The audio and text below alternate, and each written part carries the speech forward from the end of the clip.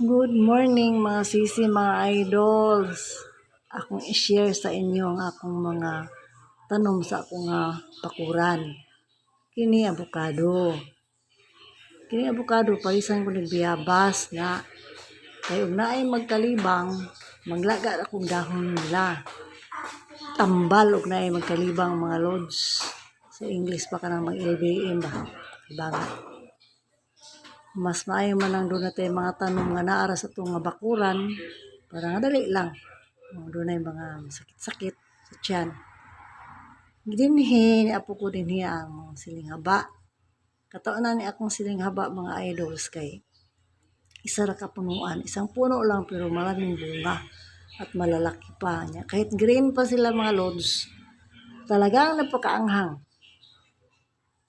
Yun. Diyan o yun, pino ng, ang dahon pino, langit-ngit yan. Tambal na siya mga lods, gamot. Gamot yan. Ang pino ang dahon. Parang dalawang puno, dalawang pot ang aking siling haba. Maraming bunga mga lods. Meron akong garden sa labas. Doon akong talong at saka siling haba. Pero minsan, bibisitahin ng mga kambing.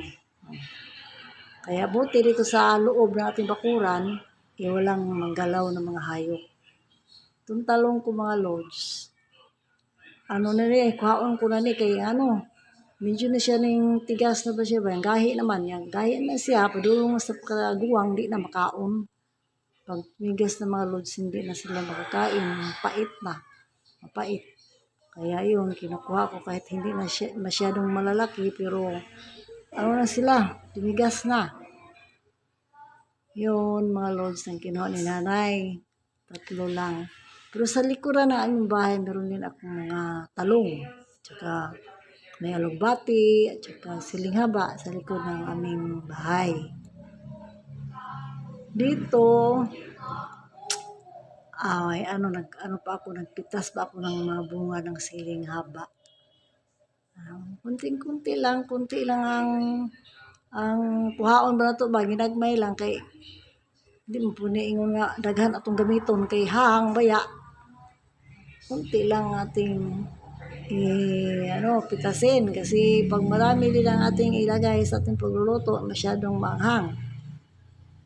Lang, minsan isang siling haba, slice ko po yun pag ihalo sa gulay mga lods para ma-test ko ang anghang.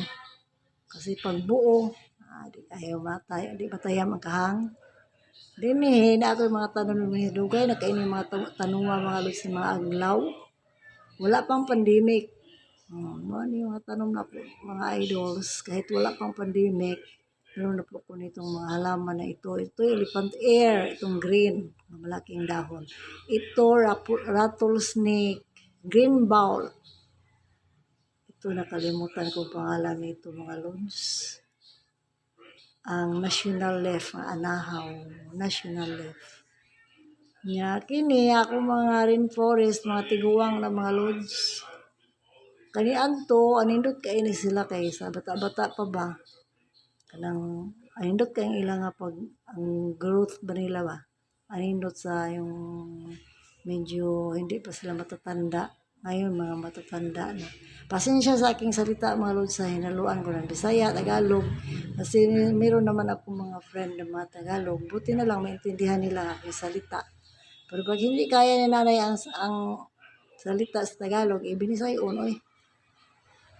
Pangkuhan ako mga patay, akong pangkuha sahay, kahit nandito lang sila sa bakuran, minsan lang malinis ba yung mga patay-patay na dahon. Noon, nung medyo bata-bata pa ako mga lods, bumili ako ng mga lupa ng matataba, yung mga dumi ng baka, yung pang fertilizer ba. Dito, kinuha ko yung matataba, mga haba ng mga kahoy na tumubo. Sila na ang tumubo, yung halaman hindi na tumubo. Yun maliliit na ang halaman, yung kahoy ang tumubo, mahaba, lumaki. Yun, nilinis ko, kinuha ko yung mga kahoy na tumubo doon sa pot ng halaman. Itong mga halaman, mga idols, sa akin lang. Kasi iba't iba ating hiyang. No? Sa akin hiyang po, sa akin hiyang ko po ang mga halaman. At mga pits hiyang ko. Kahit medyo magbigay tayo ng enough time ba sa pag-care sa ating mga pets. Pero talagang hilig ko ang mga pets. Kaya kahit dami ang aking mga pusa, meron pa akong aso, ibigay niyo ng panahon ni nanay. Kasi po, yun ang aking hilig. Yang bigay saya sila sa akin. Pero pag yung mga pets natin mawala, talagang napakasakit. Pero kahit marami na akong mga pets na nawala, pero tuloy lang, alaga pa rin ng hayop kasi yun ang hiyang hilig ng nanay. Kaming mga pamilya, buong kong pamilya, mahilig sa mga hayop. Tulong-tulong kami sa pag-aalaga sa mga hayop.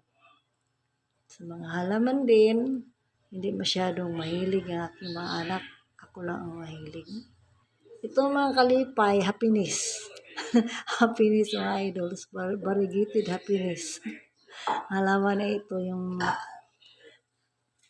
binigay yan sa aking kapitbahay na si Climia. At dumami, pinadami ko mga lods. Itong rubber plant, lumalaki sila, humahaba. Kasi po, hindi na po namarkot.